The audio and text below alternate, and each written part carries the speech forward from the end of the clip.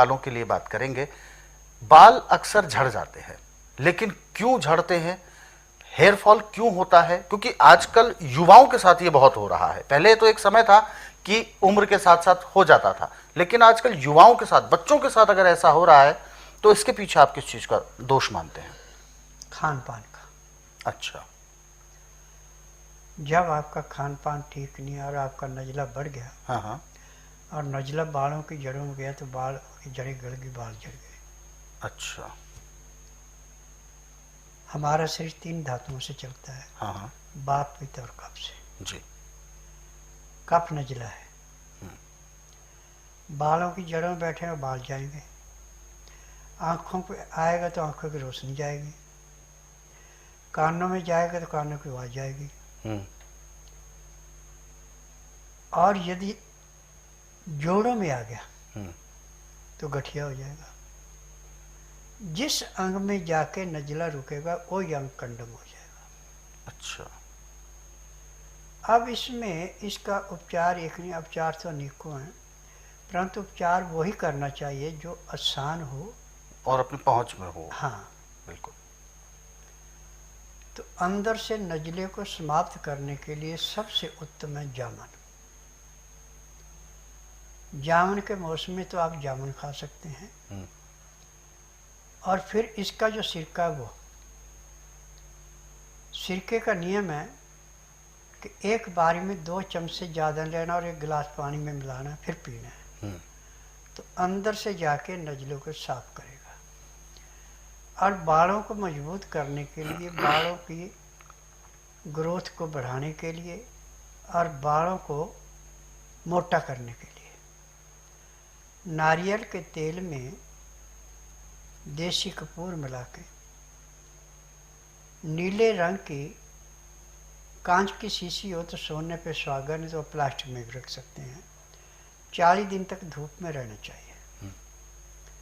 40 दिन के बाद जब उस तेल को आप बालों में लगाएंगे तो आपके बाल यदि सफ़ेद होने लगे तो सफ़ेद होने से रुक जाएंगे, काले हो, और जो बिल्कुल पतले बाल है वो मोटे बाल हो जाएंगे। और जड़ें अंदर से जामुन का सिरका मजबूत करेगा, बाहर से नारियल और देसी कपूर जो आपने धूप में 40 दिन रखा था वो करेगा। परंतु इस तेल की मालिश नहाने के बाद करनी, कम से कम 15 मिनट तक मालिश करनी, और ऐसे ऐसे करनी है जैसे नाई करता है कि ऐसे ही तेल लगा लिया और छोड़ दिया। क्योंकि जब ऊपर से ऐसे ऐसे करेंगे तो बालों की जड़ों में भी उसका असर जाएगा, और अंदर से जाके जामुन का सिरका कर रहा है उसको ठीक, नजला अपने संतुलन में आ गए, बाल ठीक हो गए। ये इसके पीछे कारण होता है। तो गुरुजी, ऐसे में क्योंकि अक्सर बालों को लेकर जो शिकायतें लोगों की रहती हैं कि सबसे पहले खुजली होती है, उसके बाद बालों में झड़ना शुरू होते हैं, या बालों का कलर बदलना शुरू हो जाता है। देखिए, इसमें 3 चीजें हैं। सबसे पहले बालों में डैंड्रस पैदा होगा। अच्छा। डैंड्रस पैदा होगा, फिर आप खुजा करेंगे। अब वो डैंड्रस आपका फैलता जाएगा, खुश्की से होता है डैंड्रस। अच्छा। जब नजला अंदर बालों की जड़ों में जाएगा तो आपको सिर में भयंकर खुजली और डैंड्रस होगा। खुजली करेंगे तो आपके नाखूनों से भी बाल टूट के आएंगे। अच्छा। जड़ से उखड़ के आएंगे। परंतु जब आप नारियल के तेल को देसी कपूर मिला के 40 दिन धूप में रखा है, उसकी जब आप मालिश करेंगे तो उसके बाद आपको खुजली होगी, और डैंड्रस तो ऐसे समाप्त होगा जैसे कूड़े करकट के ढेर को माचिस की तिल्ली जला के समाप्त करती है। अब जितनी बार भी आपने पानी पीना, उतनी बार 2 चम्मच जामुन का सिरका 1 गिलास गुनगुने पानी में मिला के पीना, वो अंदर से खून को साफ करेगा। खून में जब वात, पित्त और कफ तीनों का संतुलन मिल गया, बीमारी खत्म हो गई। अच्छा, तो ये इसके पीछे कारण होता है। हाँ।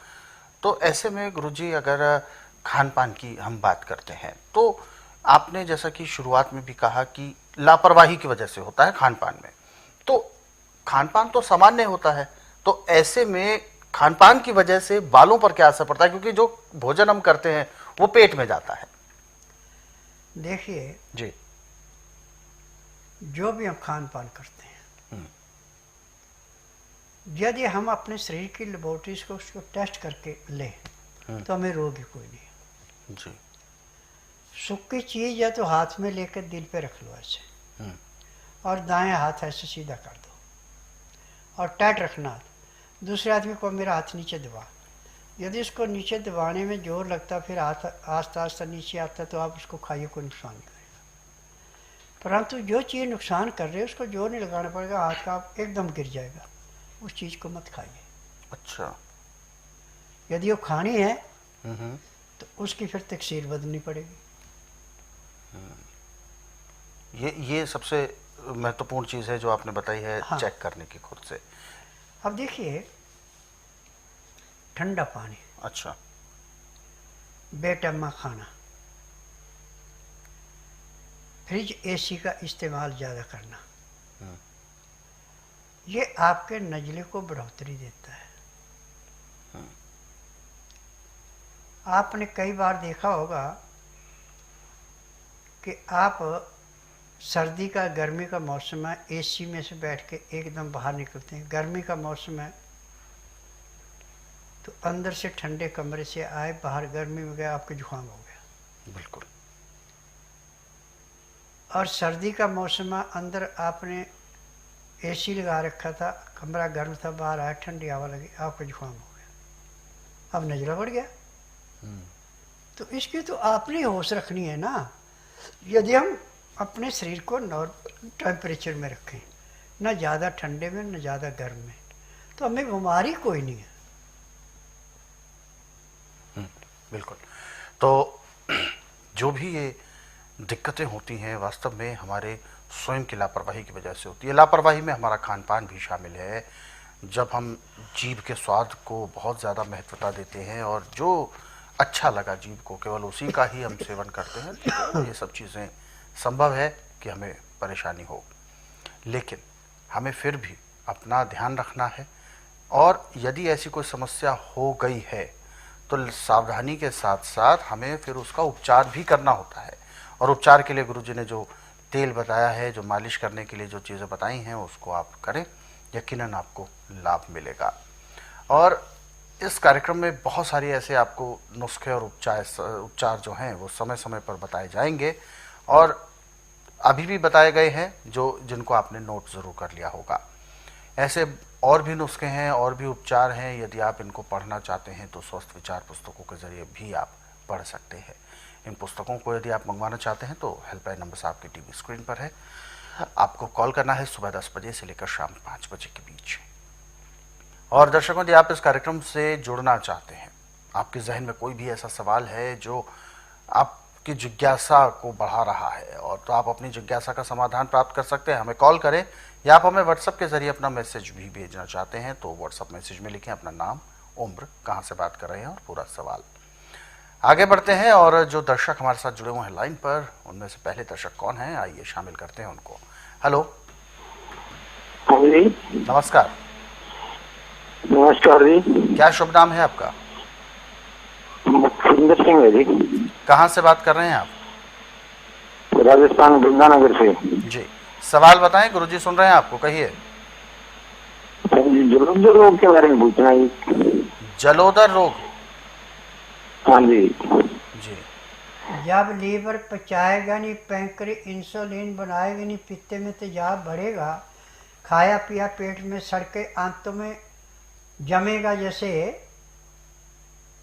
कंक्रीट बजरपुर सीमेंट मिला के रोड़ी जाम की जाती है, ऐसे आंतों में जब पखाना सूख जाएगा तो जलोदर रोग होगा। और क्या होना?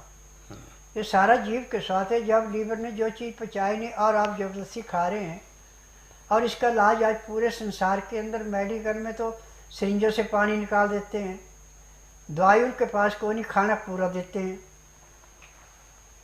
यदि जलोदर का रोगी है तो उसका खाना तो बिल्कुल बंद किया जाता है, उसको लिक्विड दिया जाता है जिससे कि अंदर का वो जो जमा हुआ पखाना उसको निकाला जाता है। परंतु ये पूरे संसार में न आयुर्वेद में, ना यूनानी में, ना होम्योपैथी में, ना एलोपैथी में उपचार नहीं है। मेरे पास इसका उपचार ऐसे है जैसे दूध में से मक्खी निकालना। क्योंकि मैं नाड़ी वैद्य हूँ, ना तो मैं आपसे पूछूंगा आपको तकलीफ क्या है, और ना आपके परिवार की हिस्ट्री मांगूंगा, ना आपसे टेस्ट रिपोर्ट मांगूंगा। मेरा नियम है कि जिस दिन भी आपने आना उस दिन बुधवार नहीं होना चाहिए, गुरुवार से लेकर मंगलवार के बीच में आना। जिस दिन आना उस दिन रात्रि 10 बजे तक खा पी के दातन कूड़ा करके बड़ी इलायची मुंह में रख के चूसते रहें। सुबह 9 से 10 के अंदर अपना नामकरण कराएं। 10 से 12 में नाड़ी परीक्षण करूँगा। नाड़ी परीक्षण में पैर के तलुए से सिर के बाल तक की MRI, CT scan, x-ray, ultrasound, ECG, sonography सब कुछ 5 के लिए होगा। फिर उसमें जो भी कमियाँ शरीर में पाई जाएंगी दवाइयाँ दी जाएंगी। दवाइयाँ खाने की हैं, दवाइयाँ पीने की हैं, मालिश करने के तेल हैं, आँख में, नाक में, कान में डालने की दवाइयाँ, दांत मंजन है, और एक खुराक आपको उस टाइम पीने की दी जाएगी। उस खुराक लेने के घंटे 1.5 घंटे बाद आपका पेट चालू हो जाएगा, और 3:30 बजे तक कम से कम 4 बार आपका पेट साफ होगा, पेशाब भी खुल के आना शुरू होगा। फिर 4 बजे आपके पेट पे एक पाउडर और तेल मिला के पट्टी की जाएगी। उस पट्टी से जो आंतों के अंदर पखाना सूखा जमा हुआ है उसको पिघलाया जाएगा, और ये पट्टियाँ 15 दिन लगातार करनी पड़ेगी। 24-24 घंटे में पट्टी खुलेगी।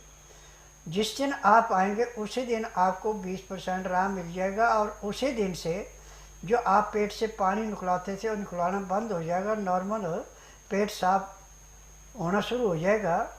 15 दिन में आपको 50 से 60% आराम मिलेगा। 1 महीने में आपका जरूरत रोग खत्म होगा, दवाइयाँ बंद हो जाएगी।